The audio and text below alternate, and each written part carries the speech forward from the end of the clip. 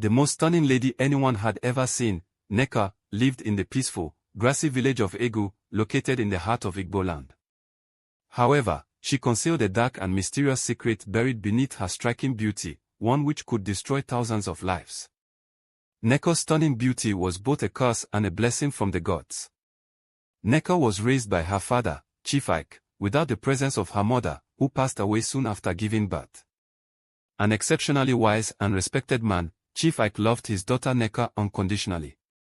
She became the light of his universe as soon as she came into the world. He was proud to see her blossom into an angelic beauty, her smile reflecting the innocence that filled his heart, and her laughing like music to his ears as each day went by.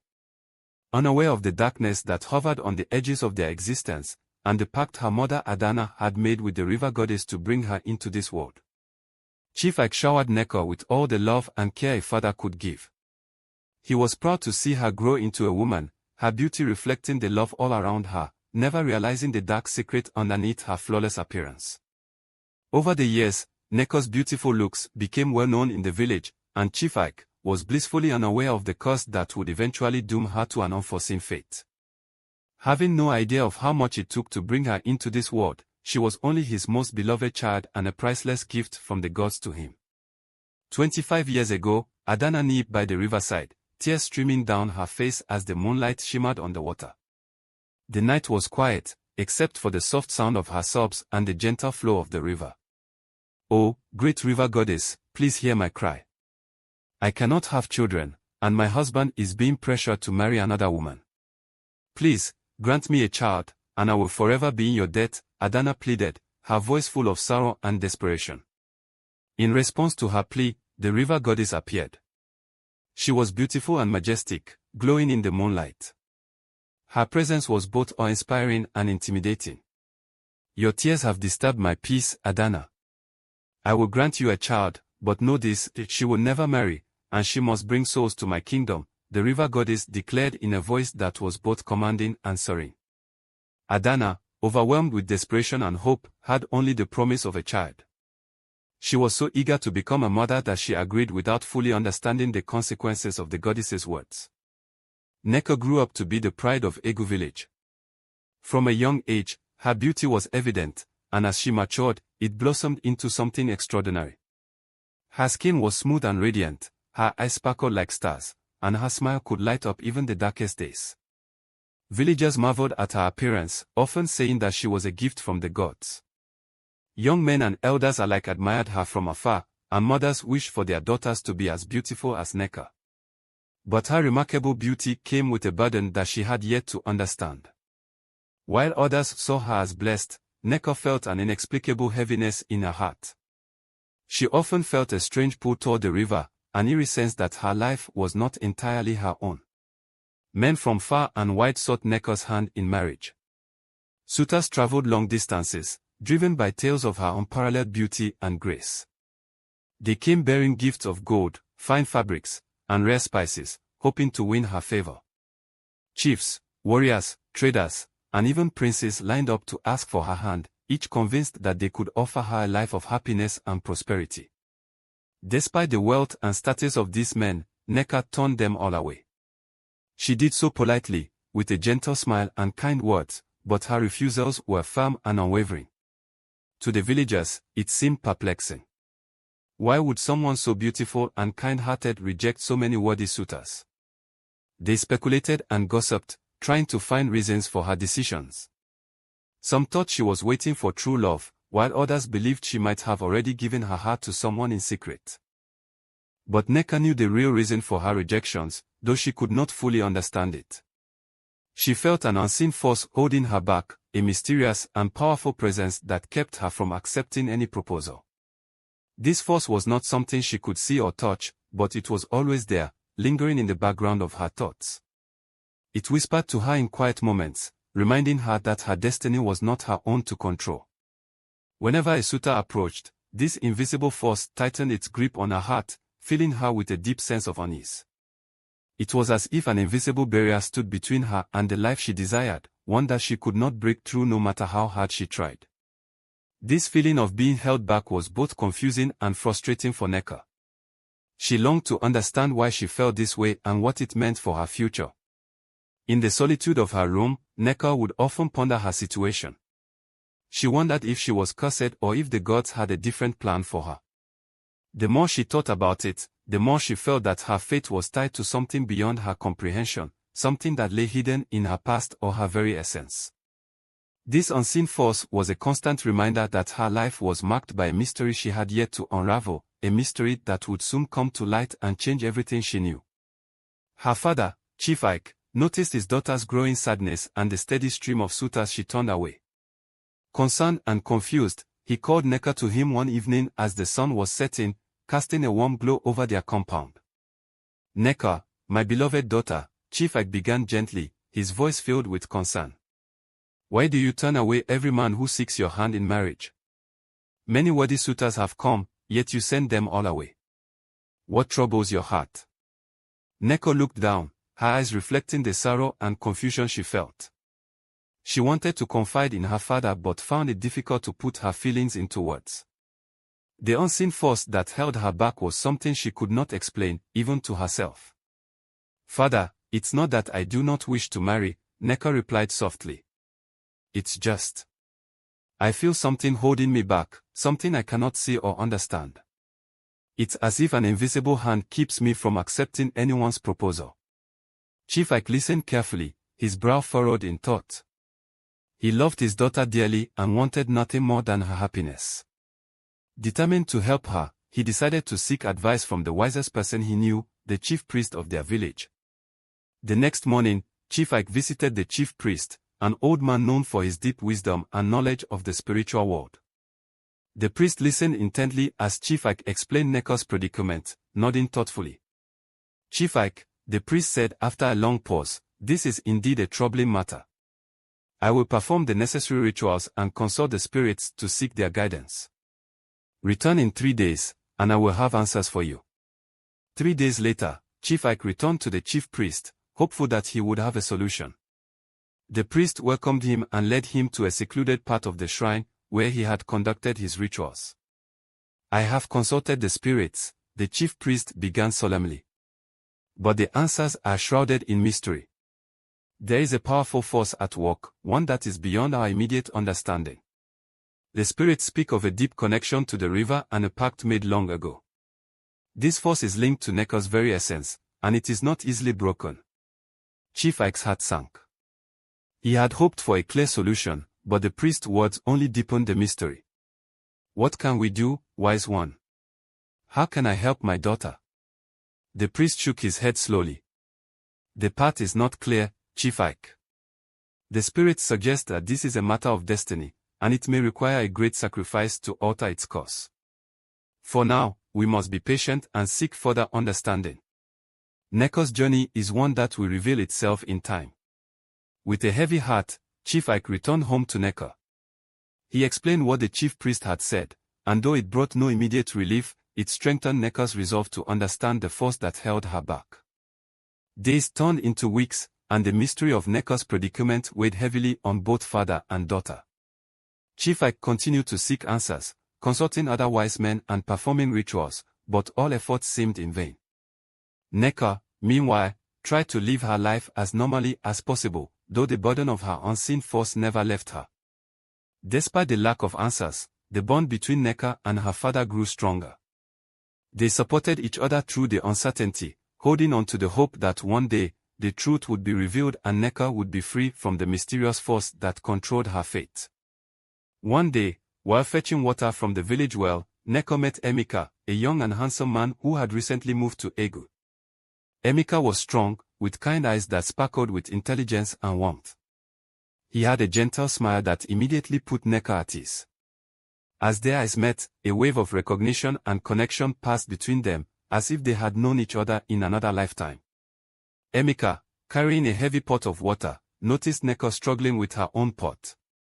He quickly offered to help her, his smile never fading. "Let me assist you with that," he said, taking the pot from her hands. "Thank you," Neca replied, a blush creeping up her cheeks. "I appreciate your kindness." As they walked back to the village together, they talked about their lives, their hopes, and their dreams. Neca found herself opening up to Emeka in a way she had never done with anyone else. Emeka listened intently, genuinely interested in everything she had to say. Their conversation flowed effortlessly, as if they were two halves of the same whole.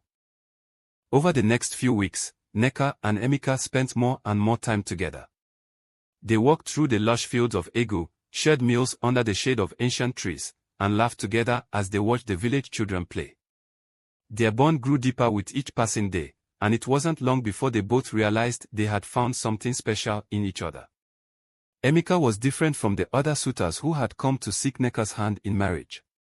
He did not see her just for her beauty, he saw her for who she truly was, the kind, intelligent, and compassionate woman. He made her feel valued and loved, something she had longed for but never truly experienced. However, their happiness was short-lived. The invisible force that had always held Neca back from accepting suitors began to stir restlessly within her. Despite her overwhelming feelings for Emeka, she could sense the looming presence of something dark and foreboding. Her dreams became haunted by eerie visions of the river, with its shimmering waters and the haunting figure of the river goddess. One night, as Neca lay in Emeka's arms under the starlit sky, she confided in him about her fears. "Emeka, I love you more than words can express, but there is something you need to know," she began, her voice trembling. Emeka held her closer, sensing her distress. "What is it, Neca? You can tell me anything." Neca took a deep breath and told him about the unseen force that had always held her back, and her haunting dreams of the river goddess. Emeka listened quietly, his heart aching for the woman he loved. He knew that whatever it was, they would face it together. But the river goddess had other plans. Angered by Neca's defiance and her deepening love for Emeka, she struck swiftly. One fateful evening, as Emeka walked home after visiting Neca, he suddenly collapsed. His strong body was overcome by a mysterious illness that sapped his strength and vitality. Despite the best efforts of the village healers, Emeka's condition worsened with each passing day. Neca was devastated. She stayed by Emeka's side, holding his hand and whispering words of love and encouragement. But she could see the life slowly draining from his eyes. In his final moments, Emeka looked into Neca's tear-filled eyes and managed a weak smile. "Do not blame yourself, my love. Whatever happens, know that you have brought me more joy in these few weeks than I ever thought possible." With those words, Emeka took his last breath, leaving Neca heartbroken and shattered. She cried out to the heavens, her sorrow echoing through the village. The love of her life was gone, taken by a curse she did not fully understand. Devastated and consumed by grief, Neca could not understand why this tragedy had befallen them. She cried out to the gods, pleading for answers, but the heavens remained silent. As she mourned Emeka's death, strange and haunting dreams began to plague her sleep. Each night, as she closed her eyes, she found herself transported to the edge of the river, its waters shimmering under the moonlight. In her dreams, the river was alive with movement and sound. Ethereal mermaids with long, flowing hair and eyes like the depths of the ocean would emerge from the water, singing haunting melodies that echoed through the night. Their songs were filled with sorrow and longing, and their eyes held secrets that seemed just out of reach. The river itself seemed to pulse with a dark, mysterious energy that drew Neca in, beckoning her to uncover its secrets. One night, as Neca stood by the river in her dream, the water began to churn and bubble. The air grew heavy with a sense of foreboding, and a figure began to emerge from the depths. It was the river goddess, her form shimmering and ethereal, radiating an aura of power and anger. "Neca," the goddess's voice echoed through the dreamscape, "your defiance has consequences. Emeka's life was the price for your disobedience." "Why?" Neca cried out, her voice filled with anguish. "Why did you take him from me? What have I done to deserve this?" The river goddess's eyes were cold and unyielding. "You were born of a pact made by your mother to bring you into this world. You were meant to serve me, to bring souls to my kingdom. Your love for Emeka defied that purpose, and so he was taken." Neca's heart ached with the weight of the goddess's words. "I never asked for this," she whispered, tears streaming down her face. "I never wanted to bring harm to anyone." The goddess's expression softened slightly, but her voice remained firm. "Your path is set, Neca. you must fulfill your destiny, or more will suffer. With that, the river goddess vanished, leaving Nneka alone in the dream, her mind swelling with confusion and despair. When she awoke, the haunting visions lingered, and she knew she had to find a way to break free from the curse that bound her. Determined to seek answers, Nneka began to delve deeper into the history and legends of her village. She spoke with elders, listened to ancient stories, and sought guidance from the chief priest. Yet, no matter how much she learned, the path to breaking the curse remained elusive. Each night, the dreams returned, drawing her back to the river and the haunting melodies of the mermaids. They seemed to be trying to tell her something, to guide her toward a truth she had yet to uncover. Nneka's grief over Emeka's death fueled her determination, and she vowed to confront the river goddess once more, to demand answers and find a way to free herself from the destiny that had been imposed upon her. As the days turned into weeks and the weeks into months, Nneka's resolve grew stronger. She knew that she could not bring Emeka back, but she could honor his memory by fighting for the freedom to choose her own path. The journey ahead would be fraught with challenges and dangers, but Nneka was ready to face them, driven by the love she had lost and the hope of a future free from the river goddess's curse. Devastated by Emeka's death and her inability to marry, Nneka succumbed to her fate. She began to lure men with her beauty, fulfilling the goddess's demand.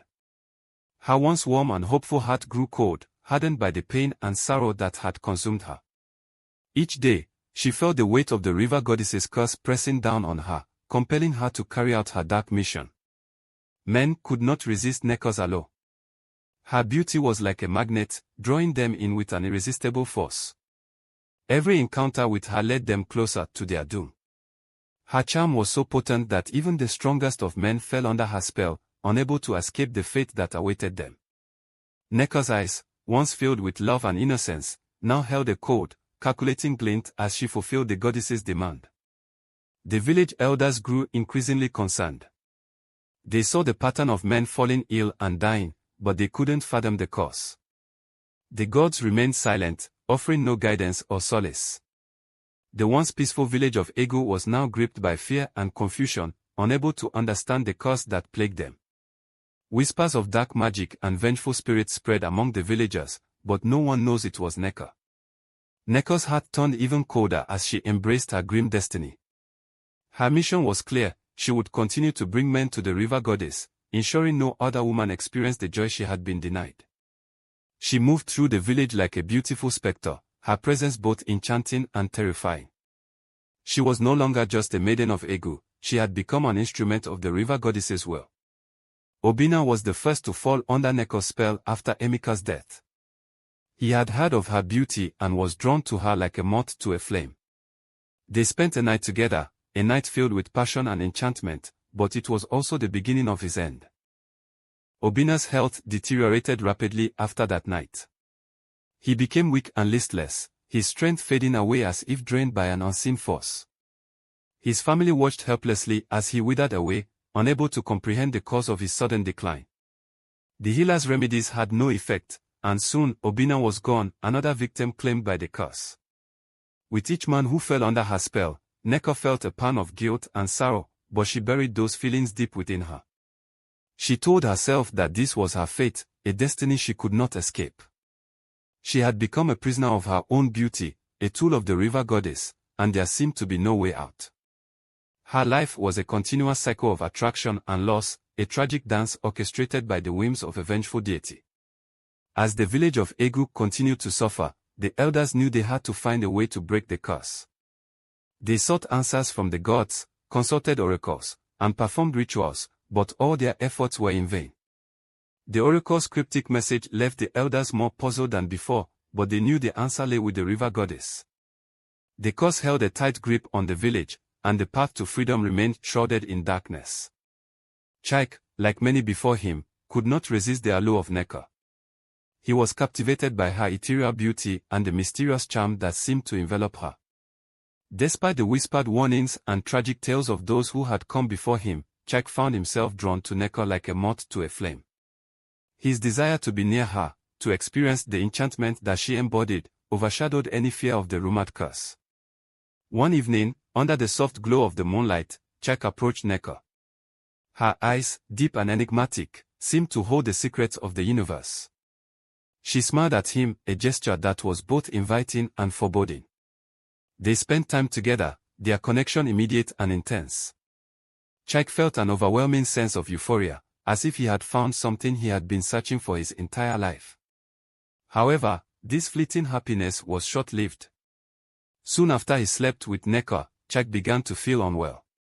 It started with a sense of fatigue that he couldn't shake off, no matter how much he rested. His strength waned, and a mysterious illness took hold of him, much like it had with the others who had fallen under Neca's spell. His health deteriorated rapidly, leaving his family and friends bewildered and desperate for answers. Chike's illness mirrored the fate of those who had come before him. His skin grew pale, his eyes lost their sparkle, and he became a shadow of his former self. Despite the best efforts of the village healers and the desperate prayers of his family, Chike's condition worsened. His family watched in agony as he withered away, unable to comprehend the inexplicable loss that echoed the tragedies that had plagued Igbo village. Another life extinguished, another family left in mourning, another soul claimed by the curse that haunted Neca. The villagers soon pieced together the tragic pattern. Every man who had died recently had been seen with Neca before his untimely demise. The once admired maiden became a figure of fear and suspicion. Whispers of killer and cursed spread like wildfire through Igbo village. The warm smiles and friendly greetings that Neca once received were replaced with cold stares and harsh whispers. The village chiefs, a man of wisdom and authority, could not ignore the mounting evidence. With a heavy heart, he decided to confront Neca and her father, Chief Ike. He hoped to find an explanation that would bring peace to the troubled village. One morning, he summoned them both to his compound. The air was tense, the weight of the village's sorrow palpable. Neca, Chief Ike, the village is in turmoil. We cannot ignore the fact that every man who has been with Neca has fallen ill and died, the village chief began, his voice steady but filled with concern. The people are frightened, and they demand answers. Chief Ike, though deeply pained by the accusations against his beloved daughter, remained silent. He knew of the pact made by his late wife with the river goddess, but the consequences were far graver than he had ever imagined. Neca, her eyes filled with a mixture of sorrow and defiance, also said nothing. She had long carried the burden of her cursed fate in silence, and she did not wish to add to her father's anguish by revealing the truth. Neca, you must speak, the village chief urged. The village is suffering, and they see you as the cause. We need to understand what is happening. But Neca remained silent, tears welling in her eyes. How could she explain the pact, the curse, and the river goddess's demand for souls? How could she tell them that she was doomed to bring death to those who loved her? The village chief, seeing no forthcoming explanation, sighed deeply. If you will not speak, then you leave us with no choice but to assume the worst. The villagers now avoid you, and they call you a killer. They believe you are cursed, and their fear is tearing our community apart. As word of the confrontation spread, the villagers' fear and resentment grew. Mothers pulled their sons away when Neca passed by, and fathers warned their children to stay far from her. The once vibrant and bustling village became a place of isolation and distrust for Neca. She walked the familiar paths of her childhood alone, the weight of her fate heavy on her shoulders.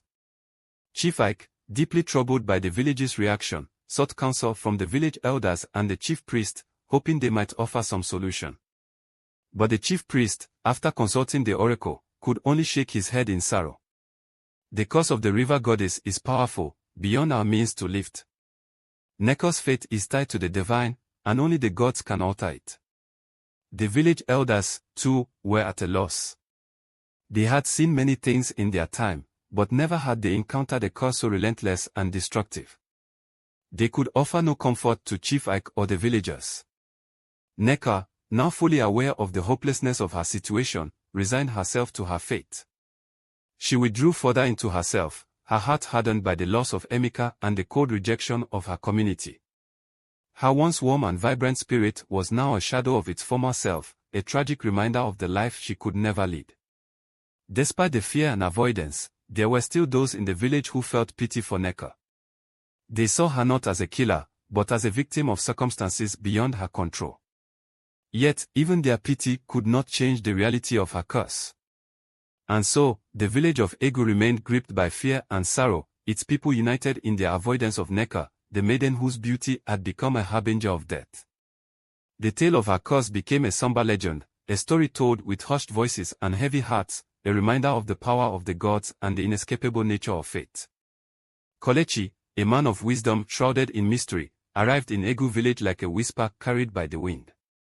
He had heard tales of Neca's unparalleled beauty and the tragic fate that seemed to follow in her wake.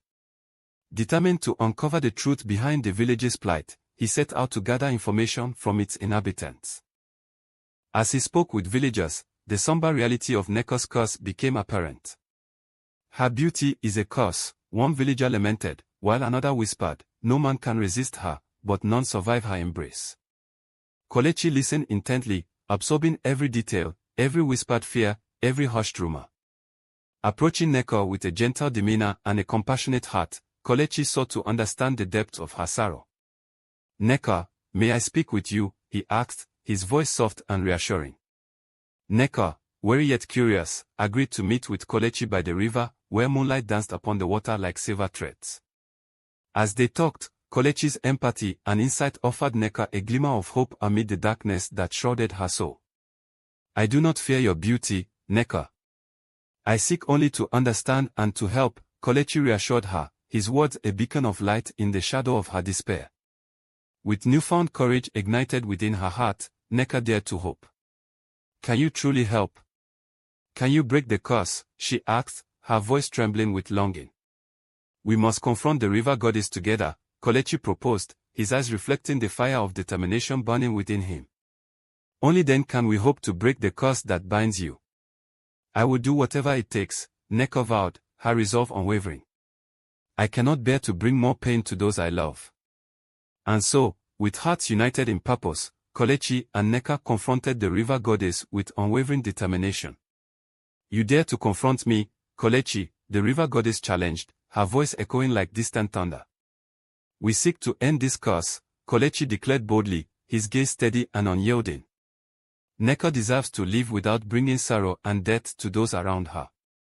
The river goddess, her ethereal form shimmering in the moonlight, considered Kelechi's words carefully. There must be another way, she considered, her voice a melodic whisper carried by the breeze. Release Neca from this curse, and I shall honor you in other ways. With a solemn nod, Kelechi accepted the river goddess's terms. Neca, are you willing to make this sacrifice? He asked, turning to her with a mixture of hope and trepidation. Neca, her heart heavy yet determined, nodded in agreement. I will bear this burden if it means an end to the suffering, she affirmed, her voice steady despite the tears that welled in her eyes. And so, the river goddess lifted the curse that had plagued Neca, but not without a price. Your beauty, she declared, her voice echoing with the weight of ancient magic. You will live a life of simplicity, free from the allure that once brought men to my kingdom. With a heavy heart and a sense of bittersweet relief, Neca accepted the terms of her newfound freedom. As her beauty faded, so too did the curse that had bound her to sorrow and death. In its place, she found a peace that she had long thought unattainable. The village erupted in joyous celebration as the curse that had plagued them for so long was finally broken. Men who had once languished in illness now found renewed strength and vitality, their bodies healed by the lifting of the curse's shadow. The elders, their hearts overflowing with gratitude, turned to Kelechi and Neca, the heroes who had dared to defy fate. Thank you, Kelechi. Your courage has saved us all, one elder declared, his voice trembling with emotion. Neca's life took on a new simplicity, free from the burden of her once unrivaled beauty. Yet, in this simplicity, she found a profound sense of peace, cherishing the small joys that had eluded her for so long. And though her outward appearance had changed, the villagers embraced her with open arms, recognizing her true worth lay not in her beauty, but in the strength of her spirit. With his mission fulfilled, Kelechi bid farewell to Neca, his heart heavy with the weight of all they had endured together. Thank you, Kelechi. You have given me a second chance at life, Neca expressed her gratitude, her voice filled with sincerity. The power of understanding and compassion can break even the darkest curses, Kelechi replied, his smile radiant with the knowledge that their journey had brought light to a once darkened world. Farewell, Nneka. May your future be filled with joy and peace. And as Kelechi set out on his next adventure, the village continued to thrive, its peace and vibrancy restored. The curse of Egu village was no more. And so, the legend of Neca, the maiden who broke the curse, lived on in the hearts of the villagers, a timeless reminder of the enduring strength of the human spirit and the transformative power of compassion. In Egu village, where once darkness had reigned, there was now only light, illuminating the path forward for all who called it home. Here are some potential moral lessons that can be derived from the story of Neca. 1. The consequences of selfish desires. Neca's story highlights the consequences of making selfish bargains without considering the broader impact on others. Adana's desire for a child led to a pact with the river goddess, ultimately resulting in Neca's curse and the suffering of many. 2. The power of sacrifice. Neca's willingness to sacrifice her own happiness and beauty for the greater good of her village demonstrates the power of selflessness. Her decision to accept the river goddess's terms in order to break the curse teaches us about the importance of putting the needs of others above our own desires. 3. The dangers of blind obedience. Adana's agreement to the river goddess's terms without fully understanding the consequences serves as a cautionary tale about the dangers of blind obedience and making deals without considering the long-term implications. 4. The importance of seeking understanding. Kelechi's approach of seeking to understand Neca's situation before passing judgment or offering help underscores the importance of empathy and compassion. It reminds us that taking the time to understand someone's circumstances can lead to greater insight and effective solutions. 5. Redemption and second chances. Neca's transformation and the eventual lifting of the curse symbolize the possibility of redemption and second chances, even in the face of seemingly insurmountable challenges. Her story teaches us that it's never too late to change our fate or find redemption for past mistakes. 6. The strength of community. The villagers' support for Neca and their willingness to come together to confront the curse demonstrate the strength of community in overcoming challenges. It emphasizes the importance of unity and cooperation in times of crisis. Thank you for joining me today. If you enjoyed this story, please leave a like, comment, subscribe, and share it with others. Until next time.